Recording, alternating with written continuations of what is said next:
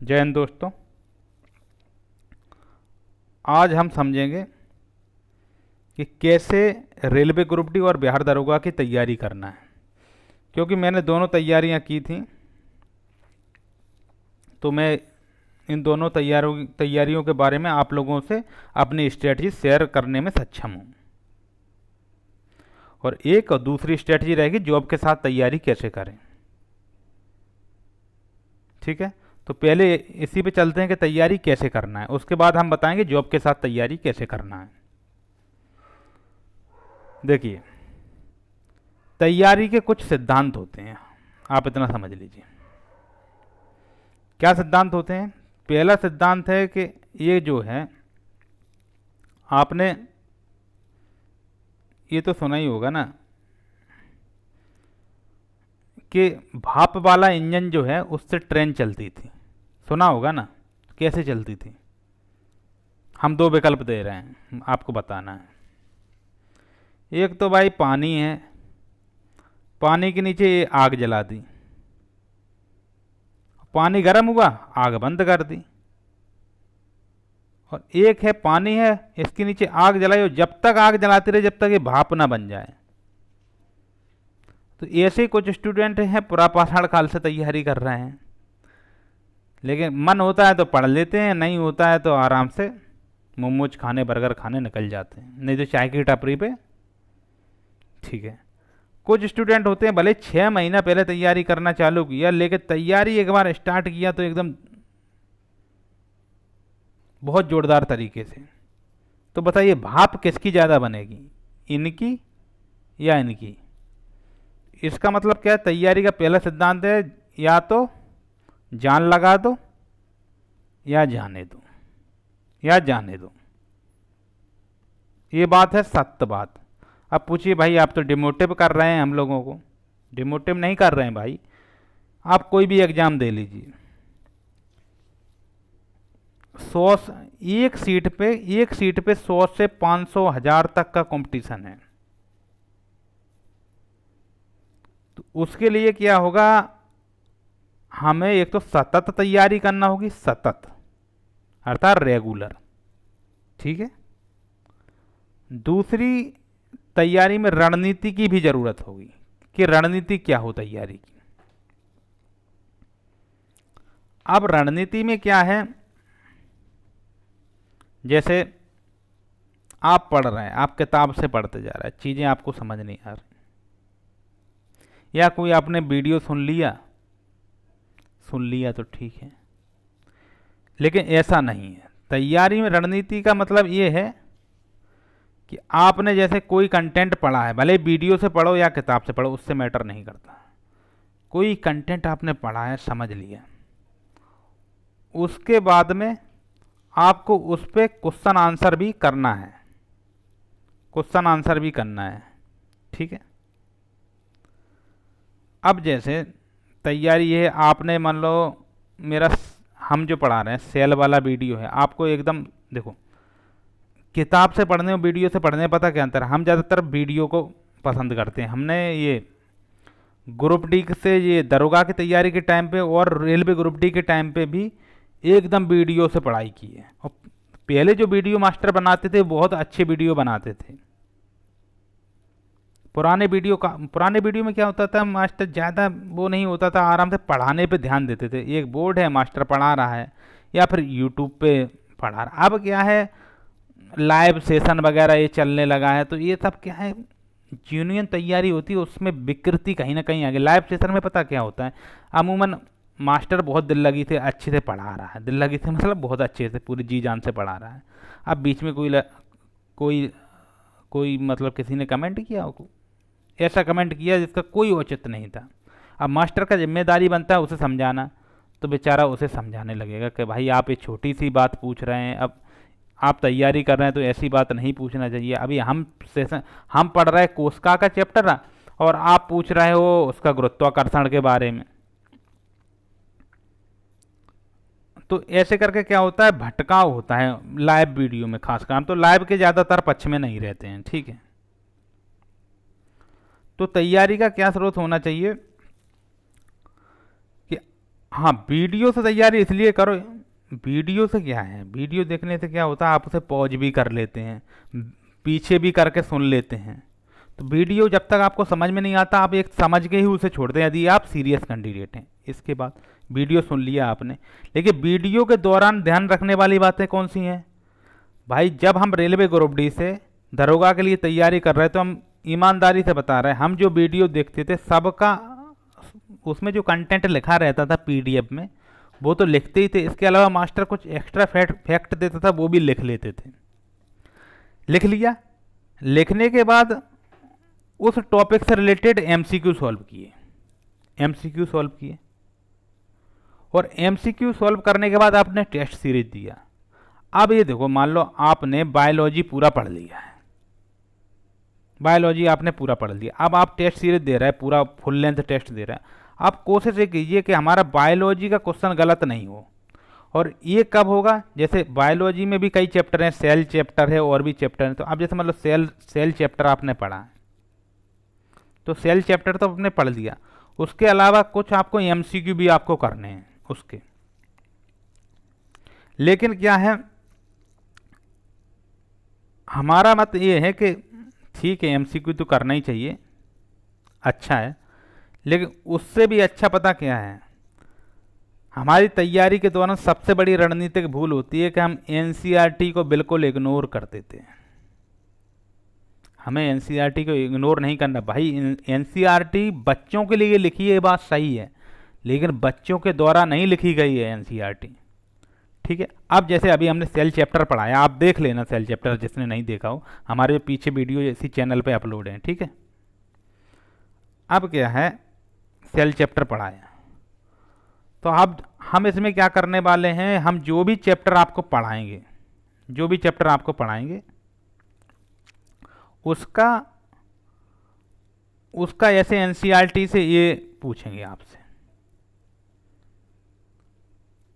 तो रिवीजन का क्या है, तैयारी में रिवीजन का बहुत बड़ा योगदान होता है। और रिवीजन कैसे होगा, हमने जैसे मान लो सेल टॉपिक पढ़ा दिया, हम आपसे बता रहे हैं कि हम आगे अपनी तैयारी का विजन बता रहे हैं, कैसे आप लोगों को तैयारी कराएंगे। और ये तैयारी की रणनीति ऐसी तैयारी की रणनीति नहीं होगी, इसे बोलेंगे फेल सेफ रणनीति। आपने चंद्रयान मिशन सुना होगा, चंद्रयान 3, इसरो ने कौन सी रणनीति बनाई थी, इसरो ने कौन सी रणनीति बनाई, फेल सेफ। और फेल सेफ क्या है, फेल सेफ मतलब है कि आपकी एक स्ट्रेटजी फेल भी हो जाए तो उसके बैकअप में एक स्ट्रेटजी रखी जाए। ठीक है, हमने आपको कोस्का का पूरा सिद्धांत पढ़ा दिया, कोस्का का बारे में पूरा वीडियो पढ़ा दिया, उसके बावजूद हम ये देखेंगे कि कौन सी ऐसी चीज़ें हैं जो हमारे वीडियो से इतर हैं, मतलब हमारे वीडियो के अलावा हैं, और वो हम एनसीईआरटी से देखेंगे। भाई आप पूछोगे एनसीईआरटी से कहाँ, हमें तो कंटेंट से मतलब है, आप कहीं से भी पढ़ाओ, उससे क्या है, एनसीईआरटी से पढ़ रहे हो यहाँ से पढ़, नहीं भाई, एनसीईआरटी से रेलवे ग्रुप डी तो क्या आईएएस की परीक्षा में डायरेक्ट क्वेश्चन एनसीईआरटी से लिखा हुआ आता है, डायरेक्ट, कॉमा और हलंत का भी अंतर नहीं होता है एनसीईआरटी से। और आपको हम क्या कह रहे हैं, तैयारी ऐसी करो, पहले बहुत बड़ी जॉब के चक्कर में नहीं पड़ो, छोटी भले ही छोटी जॉब ले लो, छोटी जॉब के साथ बड़ी जॉब की तैयारी करते रहो। अगर स्ट्रेटजी सही है, विजन सही है, तैयारी करने की रणनीति आपकी ठीक है, तो आप छोटी जॉब से भी, ग्रुप डी से भी ग्रुप ए में आप जा सकते हैं। ठीक है, समझ में आ गया फेल सेफ रणनीति क्या होता है। अच्छा ये बताइए, और एक हम अपनी तैयारी में क्या है, कोई चीज़ याद रखने के लिए, अच्छा बात चली चंद्रयान 3 की, बात चंद्रयान 3 की चली, तो चंद्रयान 1 और 2 के बारे में कौन कौन जान रहा है, ये बताओ, कौन कौन जान रहा है। देखिए, हमने अभी सेल टॉपिक पढ़ाया आप लोगों को, उसमें पढ़ाया कि स्लाइडेन ने पादप कोशिका का सिद्धांत दिया है।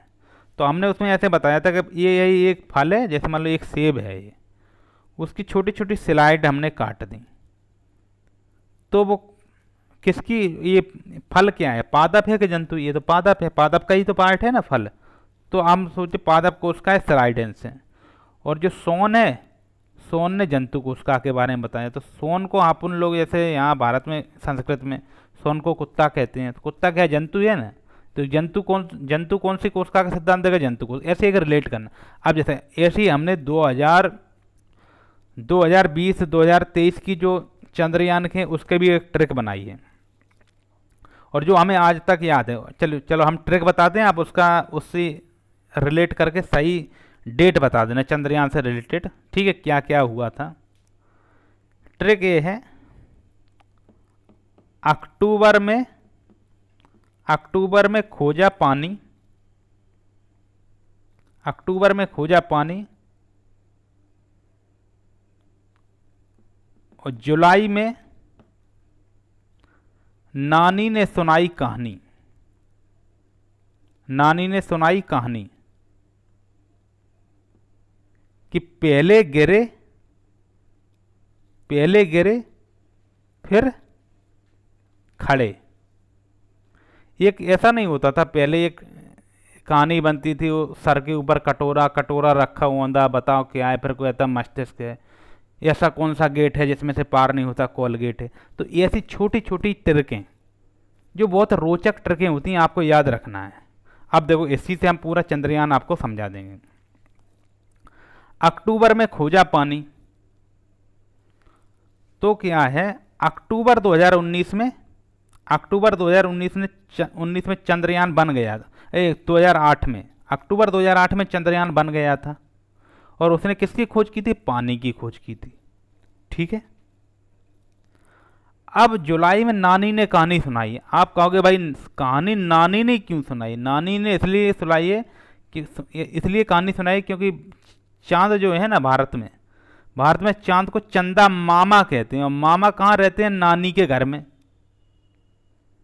तो चंदा मामा की कहानी जुलाई में सुनाई गई। जुलाई में भाई कौन सी कहानी सुनाई गई? कि पहले तो गिरे, पहले गिरे फिर खड़े। अब आपने सोचा कैसे गिरे? तो जुलाई में क्या होता है? जुलाई में मानसून आता है, मानसून सीजन चालू हो जाता है।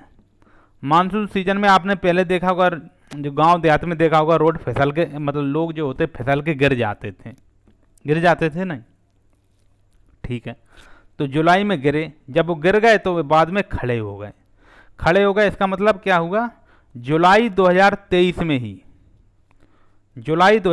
में ही चंद्रयान 3 मिशन गया, और जुलाई 2019 में चंद्रयान 2 गया था। और चंद्रयान 2 में क्या हुआ था? एक विक्रम लैंडर, आपने सुना होगा, वो लैंडर क्या क्रैश हो गया था। लैंडर क्रैश हो गया था, इसलिए हमें पूर्ण रूप से सफलता नहीं मिल पाई थी। तो इसरो ने सोचा भाई लैंडर क्रैश हो गया, पूर्ण रूप से सफलता नहीं मिल पा रही, तो उसने फेल सेफ रणनीति बनाई। उसने ऐसी रणनीति बनाई कि भाई अगर हमारी ये चीज़ें फेल भी हो जाएं तो बैकअप में ये चीज़ें हमारी तैयार रहेंगी। और इसका सटीक उदाहरण, चीज़ें याद कैसे रहेंगी, हमने बताया स्लाइड एंड सोन का सिद्धांत है। देखो कैसे पूरा हमने चंद्रयान 3 याद रखा, आज 2.5-3 साल हो गए, आज तक हमें ये स्टोरी याद है। जुलाई 2023 से तो जुलाई 2025, 2 साल तो इसी को हो गई। तो ये स्टोरी अभी तक हमें याद है। चंद्रयान को कैसे याद रखना, नानी कहाँ है, मामा कहाँ है, जुलाई क्या है, जुलाई में मानसून आता है, लोग फिसलते हैं। फिर जब एक बार फिसल जाता है तो फिर कहते नहीं है दूध का जला छाछ भी फूंक फूंक के पीता है। फिर वो पैर रखा मतलब फेल सेफ रणनीति बनाई। अब यही फेल सेफ रणनीति आपको बनाना है, और फेल सेफ रणनीति बनाओगे तो आपका सिलेक्शन पहले तो हो भी सकता था, नहीं भी हो सकता, लेकिन फेल सेफ रणनीति आप बना लोगे तो 99% चांस है कि आप चाहे रेलवे ग्रुप डी दे रहे हो, चाहे बिहार दरोगा, चाहे बीएसएससी सीजीएल, या कोई भले बीपीएससी एमपीपीएससी अर्थात यूपीएससी तक की तैयारी कर रहे होंगे, अगर आप ये रणनीति से चलिएगा तो आपकी सफलता की संभावनाएं बढ़ती जाएंगी, ठीक है। और चीज़ें कैसे, देखो मेन होता है याद रखना, कैसे ट्रिक से याद रखा जाता है वो हमने आपको समझा दिया। अब फेल सेफ रणनीति के बारे में समझते हैं। फेल सेफ रणनीति हमारी क्या रहेगी भाई, कि हम क्या हैं, कोई एक वीडियो आपको देंगे, और वीडियो में अच्छी तरह से ये पीडीएफ रहेगी, अच्छी तरह से आपको समझाएंगे हम, लेकिन आपको पीडीएफ पे भी निगाह रखना है, वो क्या लिखा है क्या नहीं लिखा है, कैसे नोट्स बनाए जाते हैं, ये सब आपको देखना है। अब आप कहिए पीडीएफ ही हमारे साथ शेयर कर दिया। अरे श्रीमान, पीडीएफ हम आज तक कभी नहीं मांगते हैं। पीडीएफ मांगने वाला कभी पीडीएफ पढ़ता नहीं। जाओ हम कहते हैं पॉलिटी की किताब है लक्ष्मीकांत, जाओ पढ़ लो। कितने लोगों ने लक्ष्मीकांत शब्द सा शब्द रट ली है? कोई नहीं रटता भाई। जब हम वीडियो बना रहे हैं उसी दौरान आप जो लिख लो वो लिख लो, उसके बाद किसी को इतनी फुर्सत नहीं है दोबारा लिखने की। ठीक है, तो हम जो वीडियो में पढ़ा रहे हैं, जो एक्स्ट्रा चीज़ बता रहे हैं, आपको जो समझा रहे हैं, वो सब आप एक मोटी सी किताब लो। ये है मोटी किताब, मोटी किताब नहीं, मोटा रफ लो। गलती से किताब कह रहा है, ये मोटा रफ ले लिया, इस पर लिख लिया आपने, इस पर लिख लिया। ठीक है, इसके अब क्या है, एक ऐसा सिद्धांत होता है कि हम कोई भी चीज़ 24 घंटे में दोबारा रिवीजन करना, फिर 72 घंटे में रिवीजन करना, ऐसे का। किताब से पढ़ो आप तो आपको 24 घंटे में दोबारा रिवीजन करना ही पड़ेगा, लेकिन वीडियो से आप पढ़ रहे हो तो 72 घंटे में तो क्या, एक सप्ताह में भी आप रिवीजन करोगे तो चलेगा, कोई दिक्कत नहीं है। हम कोशिश करेंगे कि जो वीडियो बना के आपको दे रहे हैं, जो वीडियो आपको, जैसे जो टॉपिक पढ़ाया हमने, मान लो सेल टॉपिक पढ़ाया जो अभी पढ़ा भी चुके हैं, अब सेल टॉपिक पढ़ाया तो लो उसका ये आ गया, हम फिर उसी के रिवीजन के लिए एक अलग से वीडियो बनाया करेंगे। हम जितने भी टॉपिक आपको पढ़ाएंगे सबका टॉपिक पढ़ा देंगे, पहले आप वीडियो देख लेना, अच्छे से नोट्स बना लेना। उसके बाद हम कहाँ से भाई, कोई ऐसे वैसे ऐप से नहीं उठा लेंगे। लूसेंट बूसेंट के ऐप अब कोई उपयोगी नहीं है, उतने उपयोगी नहीं। अब मान लीजिए आपने सेल टॉपिक पढ़ा है, अब लूसेंट के ऐप के 100 क्वेश्चन सॉल्व आपने कर भी लिए हैं, तो आपने 1 घंटा में तो 1.5-2 घंटा में सेल टॉपिक पढ़ लिया। अब वो 100 क्वेश्चन करने में आप 3 घंटा लगा दिए, तो वो रिवीजन थोड़ी। रिवीजन में क्या होता है, समय कम होना चाहिए। आपको 1 घंटे की चीज़ यदि 15 मिनट में हो जा रही, 15 मिनट में, तब तो वो रिवीजन है। अब 1 घंटे का पढ़ा हुआ आप 1 घंटे में फिर से पढ़ रहे हैं, वो रिवीजन नहीं है, फिर तो आप पूरा सिलेबस ही कंप्लीट नहीं कर पाओगे। फेल सेफ रणनीति है भाई, ये बिल्कुल ध्यान से सुन लेना। अब हमने कोशिका पढ़ाई, देखो हम कोशिका का यहाँ गढ़ी लगा लो, 2 मिनट में रिवीजन करा दे रहे हैं। पादप कोशिका तथा जंतु कोशिकाओं में तुलना करो, ये है। अगली स्लाइड में चलते हैं। हाँ, ये जो कोशिका जीवन की मूलभूत संरचनात्मक इकाई है। कोशिका के चारों ओर प्लाज्मा झिल्ली होती है, ये झिल्लियाँ लिपिड तथा प्रोटीन की बनी होती हैं। कोशिका झिल्ली कोशिका का सक्रिय भाग है, जहाँ पदार्थों की गति को कोशिका के भीतर तथा बाहरी वातावरण से नियमित करती है। ये जो पॉइंट हैं ये आप याद रखते चलिए भाई, ये एनसीईआरटी के पॉइंट हैं, कोई मजाक नहीं है एनसीईआरटी। हम एक एनसीईआरटी का अपना वीडियो भी डाले थे, उस पर लिखा था कि ये विद्यार्थियों की पांडुलिपि है भाई। हम ऐसे ही नहीं लिख रहे हैं एनसीईआरटी जो बड़े बड़े टीचर, बड़े बड़े टॉपर चिल्लाते हैं, ऐसे ही नहीं चिल्लाते। एनसीईआरटी में वो बात है भाई, ये स्ट्रेटजी वीडियो है, आप इसे समझ लीजिए। फेल सेफ रणनीति क्या है, या तो आप इसरो से पूछ के आइए कैसे बनाई जाती है, या फिर यहाँ से हम जो बता रहे हैं वो मानिए फिर आप। पादप कोशिका में कोशिका झिल्ली के चारों ओर एक कोशिका। अच्छा, हम आपको ये रिवीजन करा देते हैं, उसके बाद हम क्वेश्चन भी पूछेंगे, देखते हैं कौन कितना आप लोगों को नॉलेज है। भाई कोई भी टॉपिक ऐसे कंप्लीट नहीं होगा कि मास्टर ने एक लेक्चर दे दिया, 2 लेक्चर दे दिया, 3 लेक्चर दे दिया, क्या है भाई टॉपिक कंप्लीट हो गया, हमने 20-25 पेज का पीडीएफ आपको दे दिया, हो गया। नहीं भाई, एनसीईआरटी से वेरीफाई आपको कराना ही पड़ेगा। मान लो भाई एक एग्जाम तो देना नहीं, ग्रुप डी का एग्जाम देना, आपको बीपीएससी देना, बीएसएससी सीजीएल देना है, एमपीपीएससी देना, और भी एग्जाम देना है। एनसीईआरटी से आप पढ़िए, मेरी बातें मान लीजिए, हम रिक्वेस्ट कर रहे हैं आपसे। और हम कोई टॉपिक पढ़ाएंगे, उसका हम एनसीईआरटी से रिलेटेड अगला वीडियो उसी टॉपिक से रिलेटेड 1 हफ्ता के अंदर अंदर दोबारा डालेंगे कि भाई वो टॉपिक नंबर ये पढ़ाया था, इसका ये रिवीजन वीडियो है। ठीक है। अब पादप की कोशिकाओं में स्थित कोशिका भित्ति फंजाई तथा बैक्टीरिया को अल्प परासरण दाबी घोल में बिना फटे जीवित रहने देती है। ये हो गया। इसमें दूसरा, यूकोरियोट में केंद्रक दोहरी झिल्ली द्वारा कोशिका द्रव्य से अलग होता है, यह कोशिका की जीवन प्रक्रिया को निर्देशित करता है। इसे जल्दी पढ़ लीजिए। ईआर अंतःकोश के परमाणु तथा उत्पादक सतह के रूप में कार्य करता है। गोल्जी उपकरण झिल्ली युक्त गुटकाओं का इस्तेमाल यह कोशिकाओं में बने। अब ये हमने अब बोलोगे मास्टर आप इतना तेज काहे पढ़ रहे हैं भाई। हमने आपको सेल पूरा वीडियो समझाया, 1 घंटे का वीडियो है। अब इसमें फिर से 1 घंटा लगाना है क्या? नहीं भाई, इसे थोड़ा जल्दी से रिवीजन थोड़ा फास्ट होना चाहिए। ये इसका दूसरा मंत्र है। पहला मंत्र है या तो जान लगा दो या जाने तो, दूसरा मंत्र है कि रिवीजन फास्ट होना। किसी चीज़ का रिवीजन 100% जरूरी है, और 1 हफ्ता में 1 बार आप रिवीजन कर लो। वैज्ञानिक तरीके से हम आपको रिवीजन कराएंगे, सबका वीडियो आपको देंगे बना के, आपको कुछ नहीं करना, हमारे वीडियो देखते रहो। आप पहले वीडियो देखो, वीडियो देख के नोट्स बनाओ और एक बार नोट्स को रिवाइज कर लो। फिर उसके बाद हमारा एक वीडियो आएगा जो एनसीईआरटी से कंटेंट को वेरीफाई करेगा। और आप एनसीईआरटी से पढ़ लिए तो ठीक। अब एनसीईआरटी कैसे क्वेश्चन पूछता है ये देखते हैं। ये क्वेश्चन पढ़िए,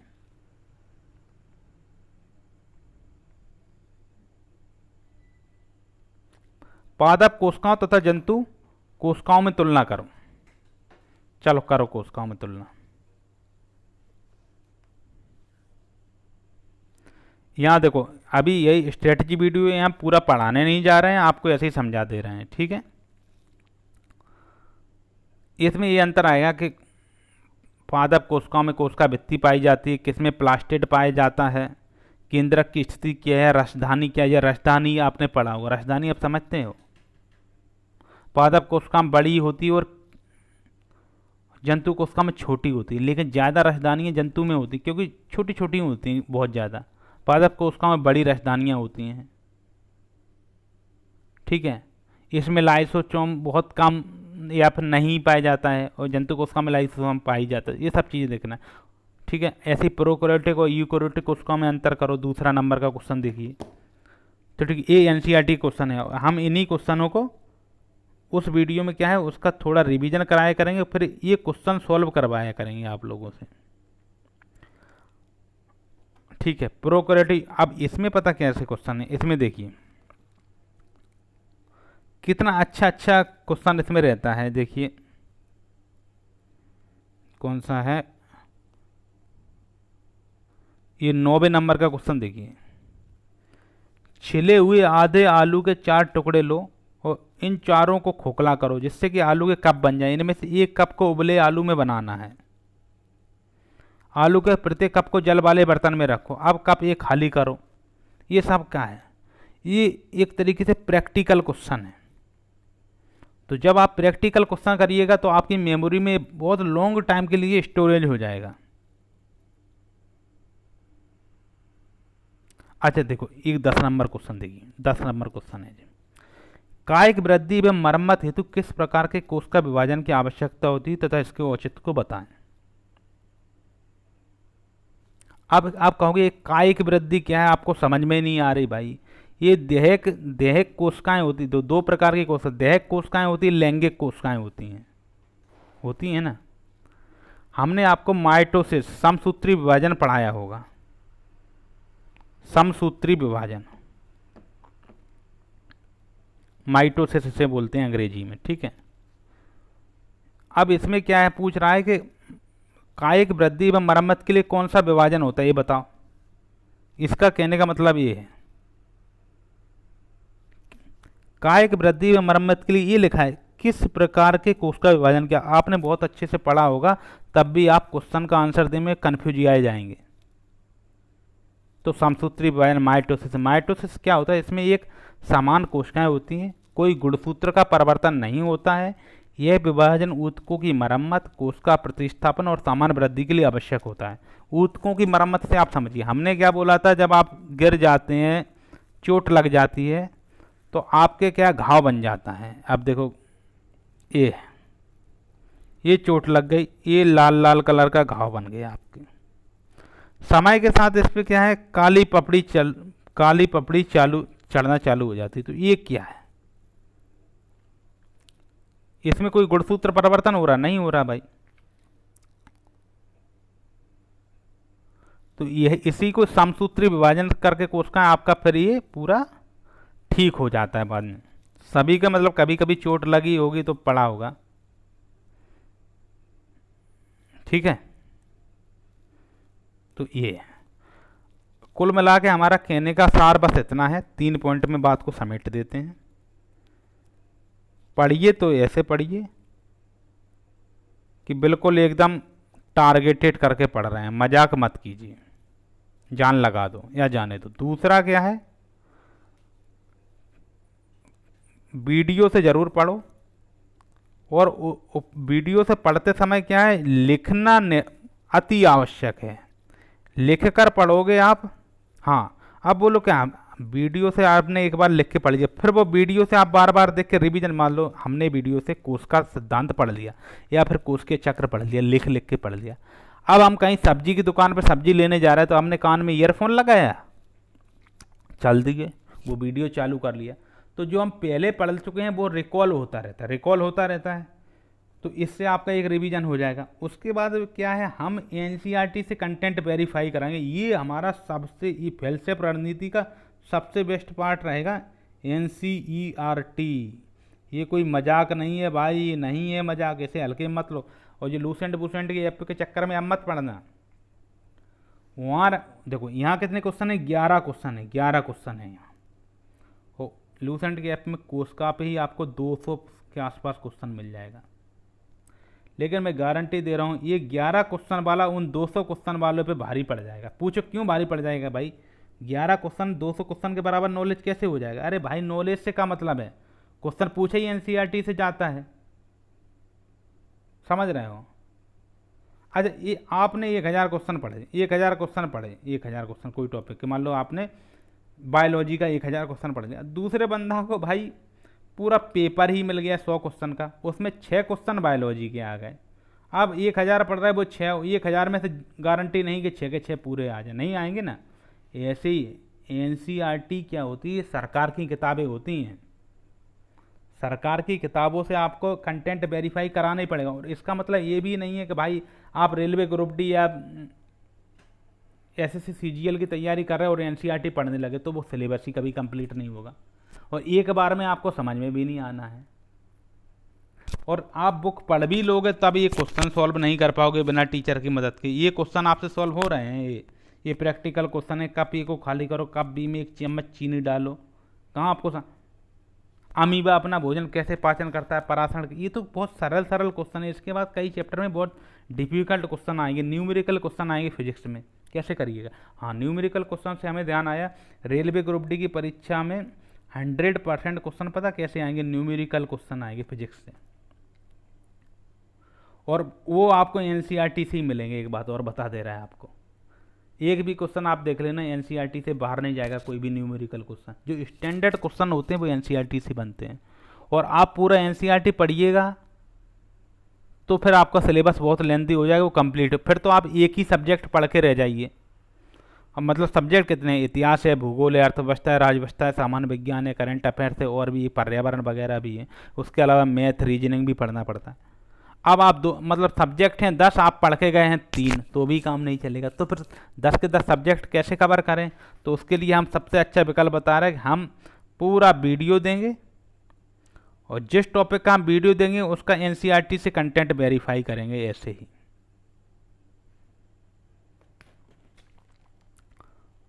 ये कोर्स का कौन सा अंग बिजली घर है और क्यों? 5 नंबर का क्वेश्चन सभी जानते हैं, पावर हाउस माइटोकॉन्ड्रिया है ना।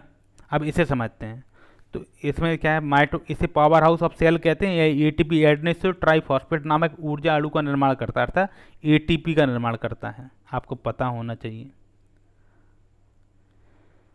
यह कोशिकीय शोषण की क्रिया संपन्न करता है जिसमें ग्लूकोज से ऊर्जा निकलती है। ये सब चीज़ें आपको आना चाहिए। अच्छा चलो, कई लोग समझ रहे हैं कौन बड़ी बात है, कौन बड़ी बात है भाई, ये बता दिया माइटोकॉन्ड्रिया इसका है, चलो ठीक है। 5 नंबर से पहले एक क्वेश्चन है 4 नंबर, है ना, आप इसका आंसर दे दो। चलो, गोल्जी उपकरण ना हो तो कोशिका के जीवन में क्या होगा? चलो बताइए आप, मतलब जो लोग पुरापाषाण काल से पढ़ रहे हैं उनसे सीधा यही पूछ लो, गोल्जी उपकरण में ना हो तो, गोल्जी उपकरण ना हो तो कोशिका के जीवन में क्या होगा? बता, सोच के बता।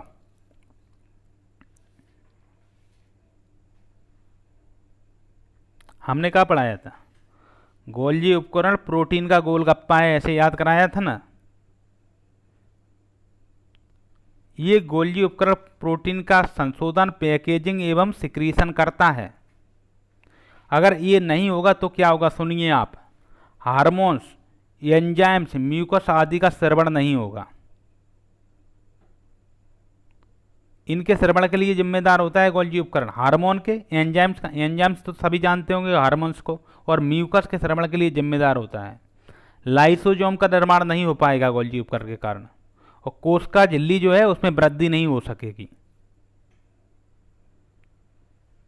और फिर क्या होगा, कोशिका जो सिक्रीशन करता है, जो उत्सर्जन करता है, वो सब प्रक्रिया नष्ट हो जाएगी। समझे? ये है एनसीईआरटी का क्वेश्चन। और क्वेश्चन यही नहीं पूछा जाएगा जो मतलब दुनिया के सभी एग्जाम में पूछे गए वही क्वेश्चन रिपीट हो रहा है, भाई वो भी रिपीट होंगे, लेकिन एनसीईआरटी आप पढ़ लीजिएगा तो आपको 1000 क्वेश्चन की मैं क्या बोल, एनसीईआरटी के 10 क्वेश्चन और दूसरी जगह के 100 क्वेश्चन बराबर हैं। क्यों बराबर हैं? अगर कोई मतलब कोई एग्जाम में 2 क्वेश्चन आ रहा है तो यहाँ 100 में से 1 आएगा, यहाँ 10 में से ही 1 आ जाएगा, तो कौन में फ़ायदा है, 10 क्वेश्चन पढ़ने में या 100 क्वेश्चन पढ़ने में? और सिलेबस इतना लेंथी है। समझ गए? अगर गोल्जी उपकरण नहीं हो तो कोशिका के जीवन पर क्या प्रभाव पड़ेगा भाई? कोशिका में संचार प्रणाली खत्म हो जाएगी, उसका उत्सर्जन क्षतिग्रस्त हो जाएगा पूरी तरह से, कोशिका झिल्ली वृद्धि नहीं कर पाएगी, लाइसोजोम का निर्माण नहीं हो पाएगा, एंजाइम्स, हार्मोन्स, म्यूकस का स्रावण नहीं हो पाएगा। क्यों नहीं हो पाएगा? क्योंकि गोल्जी बॉडी जो होता है प्रोटीनों का संशोधन, पैकेजिंग एवं श्रवण करता है भाई। किसका? प्रोटीन का। ये आपको यहीं से एनसीईआरटी से मिलेगा। तो कुल मिला के आप हमारी बात समझ रहे होंगे हम क्या कहना चाहते हैं, बाकी सब तो फिर आपकी इच्छा है। हाँ, अब दूसरा टॉपिक रह गया कि जॉब के साथ तैयारी कैसे करें। तो ये है, जॉब के साथ तैयारी के लिए हम लोगों को, जैसे हम रेलवे ग्रुप डी में थे, किसमें? रेलवे ग्रुप डी में, आरआरबी डी, ग्रुप डी। इससे हमने बिहार दरोगा की तैयारी की, तो कैसे की, सफलता कैसे मिली, ये सब मैटर करता है। तो इसमें यही है कि आप काम करते, आप कितना ड्यूटी करेंगे, 7 से 8 घंटा ड्यूटी करेंगे। ड्यूटी पे भी खाली टाइम जो मिलता है, जैसे हम रेलवे ग्रुप डी में थे तो हमें खाली टाइम में उसमें हमें क्या करना था, जैसे हम ज़्यादातर नाइट पेट्रोलिंग में रहते तो 7 किलोमीटर जाना आना होता था रात में, 7 जाना 7 आना। तो आप तो कहोगे अरे कितना बेकार है भाई, 14 किलोमीटर आना जाना हो रहा है। भाई इसी 14 किलोमीटर आना जाना में आपने वीडियो सुन लिया, जो हम कोशिका सिद्धांत पढ़ा रहे हैं, कोशिका चक्र आपको पढ़ा रहे हैं, आनुवांशिकता पढ़ा रहे हैं, आपको ये रक्त समूह के बारे में पढ़ा रहे हैं। आप यही अभी पढ़े हो, यहाँ से लिखे हो, उसके बाद में वही वीडियो आप सुन लीजिए जाते आते। आप सब्जी लेने जा रहे हो, जाते आते सुन लो। आपको समय देना पड़ेगा, और थोड़ा बहुत अपने ऑफिस में सबसे बना के रखिए भाई। कोई झगड़ा, किसी से झगड़ा करके रखोगे तो फिर तो आपका पढ़ाई हो चुका। ऑफिस में लड़ना नहीं किसी से, सबसे प्रेम भाव से रखिए, तो फिर आपके बीच में कोई भी बाधक नहीं होगा। और साधक के पथ में जहाँ बाधक आ गया, साधना खत्म। इसलिए कम से कम बाधक रखो और ज़्यादा से ज़्यादा पढ़ाई करो, यही एक सिद्धांत है।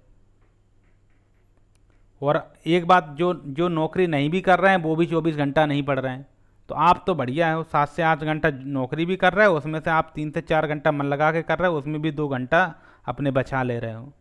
उसके अलावा आपका 30 से 35 हज़ार की अर्निंग भी हो जा रही महीने की, तो आपको पैसे कमाने की भी टेंशन ख़त्म हो गई। और ये भी टेंशन ख़त्म हो गई कि अगर हमारा बिहार पीएससी में, एमपी पीएससी में, यूपीएससी में या फिर एनटीपीसी में नहीं हुआ, या बीएसएस सीजीएल में नहीं हुआ, तो कोई दिक्कत नहीं, हमारी तो पहले ही से कोई जॉब है। इसलिए हम तो ये कहते हैं पहले छोटी जॉब लो, उसके बाद में धीरे धीरे तैयारी करते रहो, यदि आप बहुत रिच फैमिली से नहीं हो।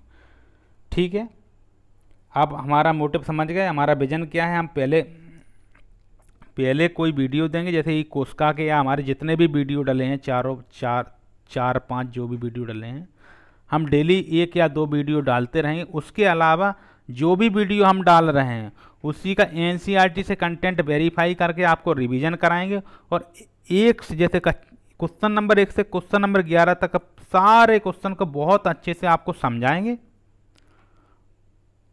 मतलब एक समझाने का तरीका अलग होगा, वीडियो से तो बिल्कुल अलग होगा। क्वेश्चन को समझाएंगे, इसी क्वेश्चन को समझाने के दौरान आपका रिवीजन हो जाएगा, और जो बहुत प्रैक्टिकल क्वेश्चन है या फिर जो एनसीईआरटी के स्पेशल क्वेश्चन है वो आप यहाँ से कर लीजिएगा, तो यहाँ से आपके क्वेश्चन आने की पूरी संभावना रहेगी, और आपको पूरा चैप्टर एनसीईआरटी का नहीं पढ़ना पड़ेगा। तो आपका कितना काम हो जाएगा, इसी के थ्रू हमसे क्या लाभ होगा आपको हम बता देते हैं। पहले तो हम आपको वीडियो देंगे, ये हमारा है यूट्यूब चैनल, तो यहाँ वीडियो है। उसके अलावा उसमें हमारा बढ़िया पीडीएफ रहेगा, उस पीडीएफ से आप क्या लिख लेना, अपने रफ में लिख लेना। एक दूसरी बात, जैसे भी हमसे जो भी हमें समझाना आता है, थोड़ा कम ही सही, जो भी आता है इसमें आपको जैसे लगता हो, कम समझा पाते हैं, अच्छा समझाते हैं, वो आपकी, तो जैसे भी हम समझा रहे हैं आपको समझाने की पूरी कोशिश करें। एक और दूसरी बात, समझाएंगे तो हम वीडियो में दो काम करेंगे, एक तो आपको समझाएंगे, दूसरी बात आपको याद भी वहीं के वहीं करा देंगे। टीचर क्या करता है, समझाता है, हाँ याद भी कराता है, लेकिन हम याद ऐसे नहीं कराएंगे, हम याद आपको ट्रिक से कराएंगे, क्योंकि हम खुद ट्रिक से याद करते थे, और ट्रिक से याद करने के बाद हम लगभग 5-6 एग्ज़ाम निकाले हैं, 2 बार MP police, UP police, NTPC, railway group D, Bihar दरोगा, हम ट्रिक से याद कर करके निकालें, तो हम काहे कहें आप बहुत बड़े आइंस्टीन जाके बनो भाई। छोटी छोटी ट्रिकें होती हैं। अब एक हमने ट्रिक याद की थी, उसका 16 संस्कार की, वो हमें आज तक पूरे 16 के 16 संस्कार पूरे याद हैं। हम तो इतना ध्यान पे है, ये पाकिस्तान से कौन कौन से राज्यों की सीमा है, पंगू राज, पंजाब, गुजरात, राजस्थान, जम्मू कश्मीर, लो पंगू राज से ही याद है आपको, समझे। हम ट्रिक से आपको याद कराएंगे, तो पहला लाभ है कि हम समझाएंगे जैसे भी हमें समझाना आता है, एक। दूसरा, ट्रिक से याद कराएंगे। तीसरा, हम जो पीडीएफ उसमें रहेगा उससे आप नोट्स बनाते जाइए, तो आपके 3 काम हो जाएंगे हमारे वीडियो देखते।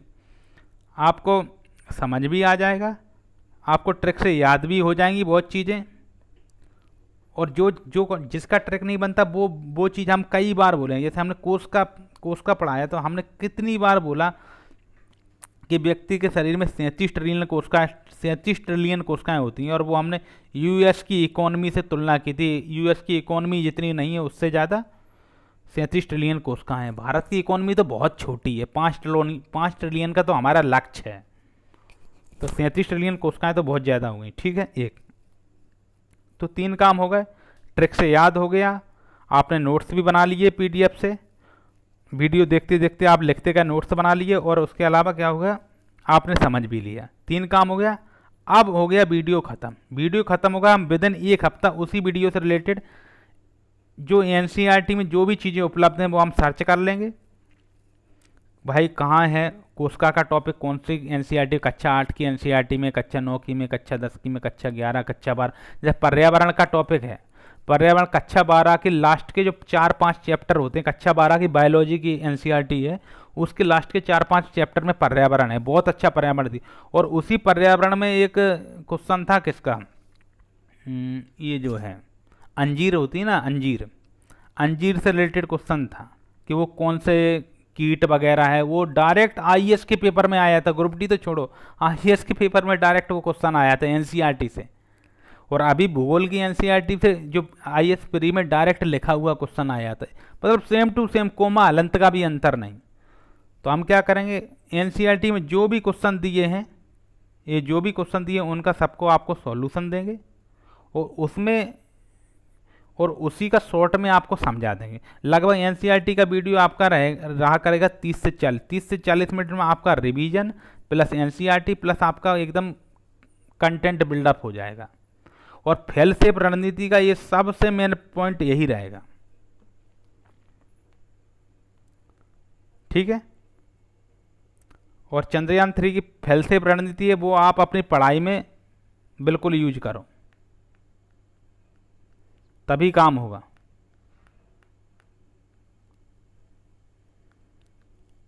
अच्छा ये बताओ, चंद्रयान 2 फेल क्यों हुआ था, बताओ। ऑर्बिटर तो सफल रहा था, क्योंकि और एक लैंडर था वो क्रैश हो गया, लैंडर का नाम क्या था, विक्रम लैंडर।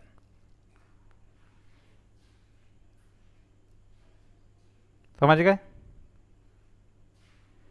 तो ठीक है, यहीं अपना वीडियो बंद करते हैं। उम्मीद है कि आप लोग अब समझ गए होंगे, और हम जो भी टॉपिक पढ़ाएंगे उसका एनसीईआरटी से रिलेटेड एक अगला वीडियो आएगा, उसमें आपका रिवीजन भी रहेगा, क्वेश्चन आंसर सॉल्व भी रहेंगे, कुछ प्रैक्टिकल क्वेश्चन भी रहेंगे, कुछ थ्योरेटिकल भी रहेंगे, और आपका पूरा रिवीजन हो जाएगा। ठीक है दोस्तों, धन्यवाद, लगे रहिए जोश और जुनून से। और चैनल को सब्सक्राइब जरूर कर लो और शेयर कर दो भाई। जब सब्सक्राइबर बढ़ेंगे और शेयर बढ़ेगा, लाइक बढ़ेगा, तभी वीडियो बनाने का मोटिवेशन आता है। ठीक है भाई।